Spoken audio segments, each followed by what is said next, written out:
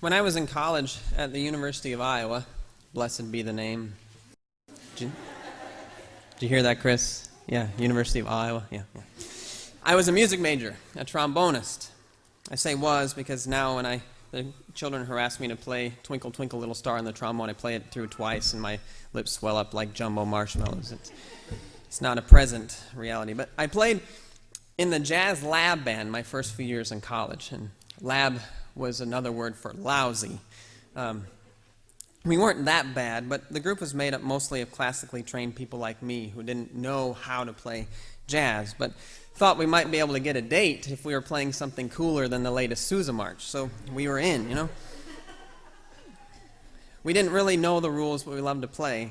And our jazz instructor was a guy named John Rapson. He was from California. He was the essence of cool. He wore this cool hat all the time, this little kind of beanie thing, and had a scruffy beard that hung way down. And he had these sayings for us. One was, "Step out of the cornfield and get into the city," he'd say, which meant, this isn't a hee-haw barn dance, you farm hands, this is jazz. He'd also say, when we were holding back, unsure of ourselves, which was a lot of the time, he'd say, "Step out with an S on your chest." And he'd say, "Sin boldly," his best theological reference. Luther said that during the Reformation as a way to encourage people to trust in God and not fear so much. Rapson said it just so that we would actually play with some guts and not be so worried about making mistakes. That boldness has always been difficult for me, and it's difficult for the church, too. One of the best quotes of the book by Shane Claiborne, The Irresistible Revolution, that I mentioned last week, comes from one of Claiborne's professors.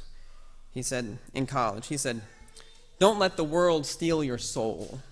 Christianity is about following Jesus and doing something daring with your life." As I read Acts, I'm amazed by how bold the disciples are. They aren't sinning boldly, they're simply living boldly. They're following Jesus, they believe in him with their whole being, and they're doing something daring. Now, if we're reading today's passage to gain some insight into the early church, what did they do? What was their life like? This is what we'll find. They heal, which means they serve the poor. They tell the story of Jesus, and then, guess what? They get thrown into jail. Peter and John are going to the temple to pray. The Gospel of Luke and Acts are very careful to point out to us that this is a Jewish movement. The disciples of Jesus are good Jewish boys doing what good Jews do, going to the temple at 3 p.m. to pray. And when they go, a lame man is being carried in. People place him on the step of the temple. He can't go inside to participate because of the rules of the day. His physical ailment made him unclean. But he can get close. He can be on the step and talk to people and ask for some coins and rub a few together to get a meal. But that's as close as he can get to being inside. The lame man asks Peter and John for some coins, and Peter says, "I don't have any silver or gold." Last week we told a story about the early Christian community selling their possessions and distributing the proceeds to the poor. I guess Peter takes that pretty seriously. He doesn't have anything at all. Last week I thought we might be able to get away from this redistribution silliness by moving on to chapter 3, but here it is in chapter 3 too. Peter says to the lame man, "I don't have any money, but I'll give you what I do have. Take up, in the name of Jesus Christ, stand up and walk." And the lame man stands up and starts to walk. And what's the first thing he does? He walks into the temple. He walks into the temple with the disciples, that place where he was forbidden. He's been restored to his rightful place, a participant in the blessing of God. I love the stories of the disciples healing people. We're used to the stories of Jesus healing people. That's Jesus, we say, but Jesus isn't us. Well, the disciples are us. Oh, but those were the first disciples. They were special. We're just stumbling, bumbling people who really don't know enough. Well, if we read the Gospels, we see the disciples are stumbling, bumbling people who don't know much either. Just a few chapters ago, Peter denied Jesus 3 times. And now he doesn't deny Jesus. He restores someone to their rightful place in the abundance of God. Peter becomes Jesus through the power of the Spirit. Who and what are we called to heal, I wonder? This week, 3 women came to Plymouth looking for a meal. They had just been to court and needed to drive back to Appleton that afternoon, but didn't have money for food. One had to get back to work. She was in medical scrubs, likely a nursing assistant of some kind. Had a job, but it didn't pay enough to feed them at the end of the pay period, or at least help them handle emergencies. I don't know what the court case was about, but it's clear that these 3 women, through their own mistakes or bad luck, or likely a combination of both, were outcasts who needed to be restored to their share of the abundant life. Now, thanks to the money in our pastor's discretionary fund, I was able to walk them to a restaurant and get them a meal. As a congregation, we put a Band-Aid on their situation, which is better than nothing. But Peter heals this man and restores him fully to his place in the community. It's complete wholeness. What sort of bold action is the Spirit calling us to live out as congregations that would lead to more complete healing and restoration? Well, Peter's bold actions continue. Everyone in the temple is amazed at this healing that's taken place, and so Peter starts preaching. The last time Peter preached, he had the sort of results that pastors dream of, right? 3,000 baptisms. This time, he only gets 2,000, which, we might wonder if he's losing his touch a little bit. But it's important to notice something else here. While Peter is preaching, the priests, the captain of the temple, whatever that means, and the Sadducees show up. They come and start listening to him.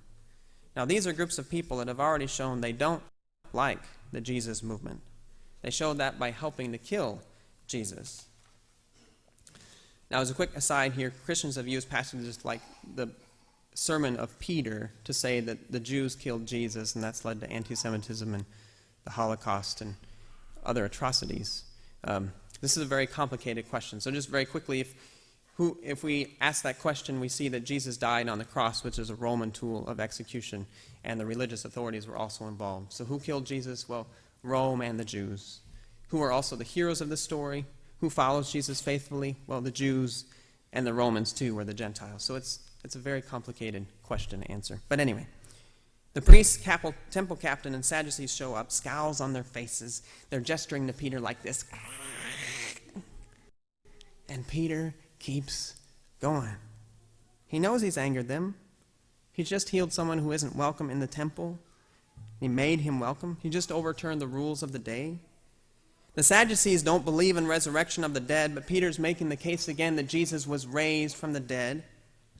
And this debate about resurrection between the Sadducees and other sects isn't so much about the afterlife or never dying or what God can do or can't do. It's about justice. Okay, so this debate is also about justice in this passage. Belief in resurrection of the dead was not always a part of the Jewish faith. It came about during exile and intensified during times of Jewish revolt against the occupation of the Persians and the Romans, times when many Jews died.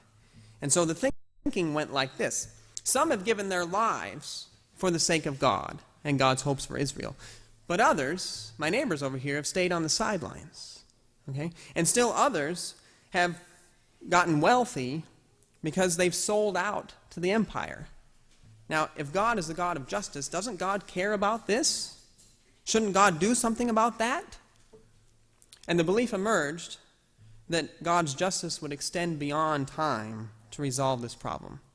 There will be a new age where the world will be renewed and the injustices of the past would be restored.